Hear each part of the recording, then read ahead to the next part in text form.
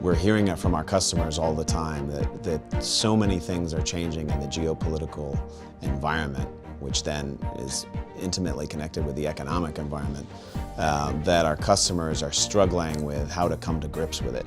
I work now for the Atlantic Council, but I had a career in the U.S. government where I looked at long-range trends and scenarios, and have been working with Zurich Insurance Group on a study of geopolitical change. It's been a whole new world on the claims front. In particular, dramatic increase in tariffs in a number of countries, the increased political violence risk around the world and the risk of the need to abandon assets, and then increased sovereign default risk for customers who are either lending or selling to government entities around the world. Governments have for years looked at the changing nature of the international system. Now, companies are beginning to think that yes, they need to look at those risks. It's a whole new world of interconnected risk that dramatically can affect the production cycle of any company. As tariff barriers go up around the world, and even some countries contemplate things like embargoes, there is an increased risk that some supply chains could be dramatically impacted. Should they decide to mitigate that risk, there's actually insurance that can cover supply chain risk. One of the scenarios was on energy.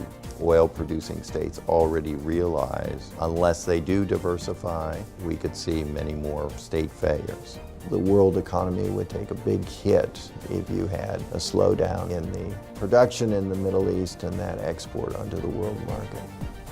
There's a lot of attention right now on what's happening in Europe and the United States, but companies that are in the emerging markets also really need to pay attention to their local relationships. Not only are you engaging with the local community, but you're also showing that the country is benefiting from your presence there. It seems to me that at some point the global system has to be redesigned. You have a number of emerging powers now that are emerging so fast. You have a growth of this huge middle class throughout the world.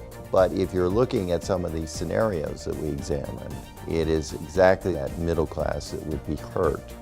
I think right now we're facing the most uncertain time that most of us in the credit and political risk insurance industry have seen during our entire careers. Contingency planning, scenario analysis, diversifying where you're exposed all play a role. I think firms that do plan ahead the best will win ultimately in the marketplace.